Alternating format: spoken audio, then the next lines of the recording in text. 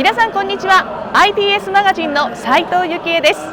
今日は日本最大級の製造業の展示会、ものづくりワールド東京2025の会場に来ています。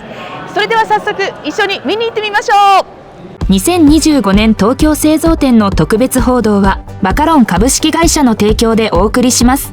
バカロン株式会社はプロフェッショナルな映像監視機器のサプライヤーとして映像監視機器及び産業用途向けの専門的なソリューションを提供しています。こちらはランパックのブースに来ております。こちらでは宮川さんにお話を伺ってまいります。宮川さん、今日はよろしくお願いします。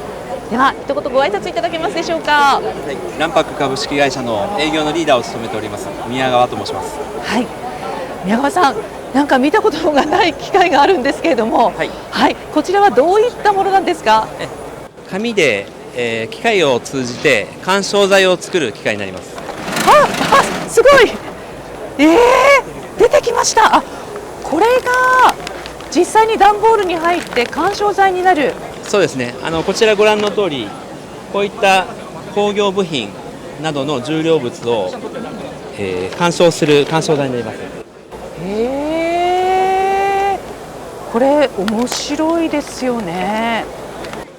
従来ですと石油来品のプラスチックなどで緩衝材が使われることが多いんですけども、現在こういった紙材に置き換えが進んでおります。それはやっぱりエコを考えてでしょうか。そうですね。昨今、環境保護対策で企業様もこういった、紙材料の、緩衝材への切り替えが進んでおります。それにしても面白い形ですよね。そうですね。こういった、紙の原料があるんですけども、機械を通じてこういった、クッション性のある形状に変換してその場で作れるというオンデマンドの機械になります。だからこんなにクシュクシュっとしてるわけですね。そうですね。初めて見ました。今後いろんな場面で、使われることが想定されてますので、よくお目にかかることになると思います。そうですか。宮川さん、こちらの機械とこちらでは形状が違いますが、どんな特徴を持ってるんですか。はい、先ほどご紹介したこちらの機械は重量物対応で、重量物のためのクッション材を作るんですけども、こちらはですね、こういった軽量物の梱包に使います。そうなんですね。なので使い方としては、下に敷くというよりかは梱包した後の上を埋めるための機械になります。ちょっと中いいですか、取ってみても。柔らかい。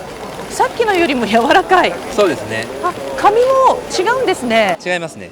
先ほどはクッション状の形状で出てきたんですけども、こちらはご覧の通りですね、こう平たい紙をぐしゃぐしゃっとして間を埋めるだけの機械になります。そういった違いがあるんですね。お客様の商品の形状ですとか重量に合わせて、紙の種類、機械を変えてご案内しています。宮川さん、こちらはどういったマシンなんでしょうか。先ほどは緩衝材と隙間を埋める紙の機械をご紹介しましたけども、こちらは包装材になります。包むものですね。一般的にはこういったプチプチのような包装材を使っていただくシーンというのが多いと思うんですけども、こちらはですね、このプチプチを置き換える紙の包装材になります。ちょっとやってみたいと思います。そうですね、お願いします。商品をこちら置いていただいて、あとはもう巻き寿司のようにですね、こう巻き上げるだけですね。くるくるっと。で、必要な長さで手で切っていただきます。で、包装が終わりましたら紙を折り返して梱包箱の中に入れます。こちらの良さというのはどういったところにあるんでしょうか。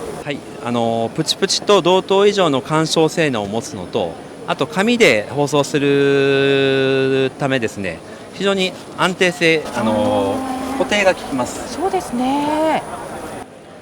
で、先ほど同様にですね、上を埋める必要がありますので、このセットでご提案する機械でこう紙材を上に入れていただいて、これで梱包完了になります。なるほど。であとは箱を閉じていただきます。完了ですね。はい、宮川さん、お話ありがとうございましありがとうございまた。視聴者の皆さんもご興味を持たれました方は卵白までお問い合わせください。またご質問があります方はコメント欄にご記入をいただければご返信をいたします。本当にありがとうございありがとうます。ございました。